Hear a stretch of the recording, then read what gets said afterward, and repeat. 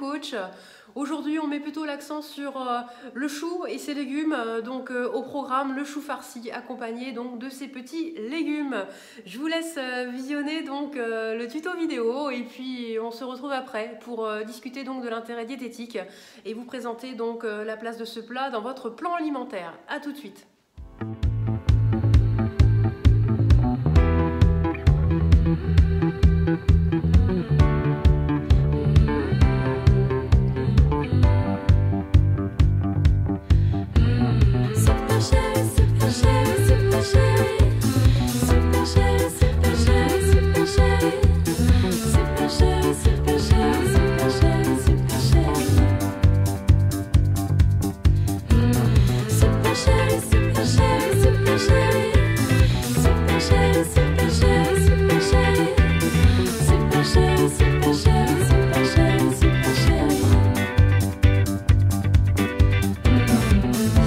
M'amuse, m'aimante, m'amuse et me hante. Elle est toujours elle-même, c'est bien pour ça que je l'aime. Tellement addict que je suis accro, accroché à ses ailes, je suis pas beau.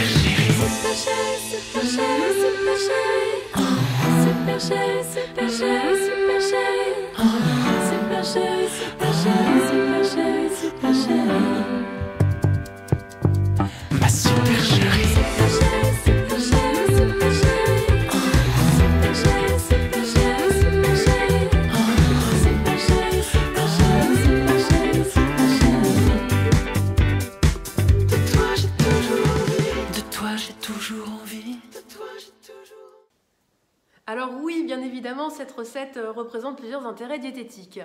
Le premier, tout d'abord, c'est qu'on utilise donc des légumes de saison. Vous allez utiliser la carotte et le chou. C'est une des premières fois d'ailleurs que je travaille le chou dans les recettes Diet & Coach.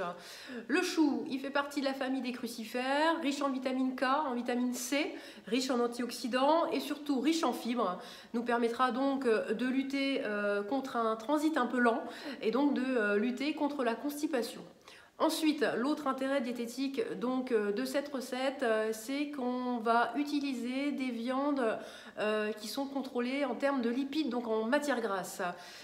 Vous aurez constaté qu'on n'utilise pas de chair à saucisse, qui est pour 100 g de chair à saucisse composée donc de 35 g de matière grasse, donc un tiers. Là, on va utiliser un steak haché qui lui est composé pour 100 g de 5 g de gras. Donc c'est 7 fois moins gras, hein, le steak haché qu'une chair à saucisse. De plus, au niveau des viandes, on va utiliser donc du bacon qui lui, bien évidemment, vous l'aurez constaté dans d'autres vidéos, est l'ami diététique. Hein. L'autre point intéressant, c'est que on n'utilise donc pas dans cette recette de matière grasse. On n'ajoute pas de matière grasse. Hein. Donc ça, c'est plutôt intéressant. Comment est-ce qu'on fait ? Ben, on va utiliser donc les cubes, les bouillons de cubes hein, de légumes.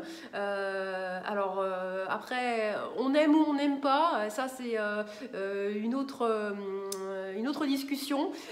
Oui, les bouillons de cubes, si on voulait vraiment que d'un point de vue diététique, ce soit correct et parfait, eh ben, on les ferait soi-même.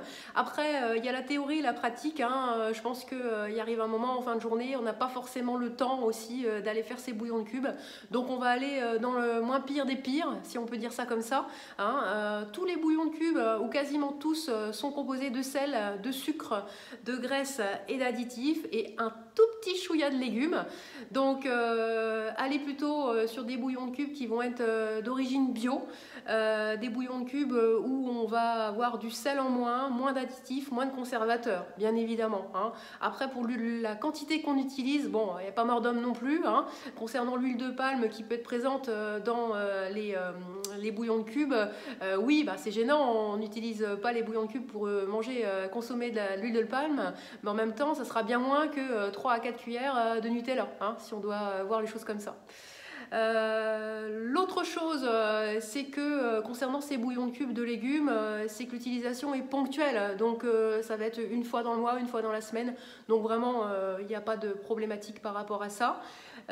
Attention par contre, ne salez pas du tout votre plat. Pas d'intérêt, puisqu'il y a déjà du sel en grande partie dans vos bouillons.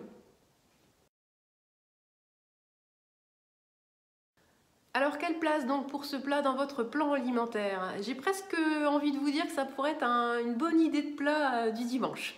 Vous pouvez donc le consommer le midi ou le soir, pas de souci, hein, puisque la base est faite sans féculents. Hein, c'est un des objectifs des recettes Diet & Coach, hein, de proposer sans féculents dans un premier temps. Après, référez-vous au plan alimentaire qu'on a convenu ensemble au niveau des grammages, hein, des crudités ou des légumes, de façon à avoir ce qu'il faut dans votre repas. Si vous constatez que carottes plus choux, on n'y est pas, par exemple, ben, vous pouvez très bien vous préparer une entrée par avant, hein, sans souci. Ce plat peut être réalisé à l'avance. On peut réaliser plusieurs ballotines de choux farcis et puis par après les congeler. Ensuite, on les décongèle le jour où on veut les consommer, donc 2 à 3 ballotines par personne, hein, ça peut être une possibilité. Et puis, vous pouvez aussi les gratiner le jour où vous avez besoin de les consommer. Attention, le gratin, on est sur 20 à 30 grammes d'emmental ou alors de mozzarella. Le jour où on consomme ce genre de choses, gratiné, eh bien, on retire un produit laitier dans la journée, bien évidemment. Quoi dire d'autre? Eh bien, je crois que j'ai fait le tour. Les coachings sportifs, on en parle. Donc, comme certaines et certains le savent, j'en ai pas l'air comme ça, mais j'ai subi une petite opération. Je vais bien, merci, hein, pour tous ces retours sympathiques. Mais les coachings sportifs ne peuvent pas être repris avant début mars. Hein, donc, je vous en informerai à ce moment-là. Ensuite, faites-moi les retours, hein, sur ces recettes. Elles ont plu, elles n'ont pas plu. Dites-moi les choses. Au moins, on les améliore, on les fait avancer et progresser. Hein. Bon week-end à vous et à bientôt. Au revoir.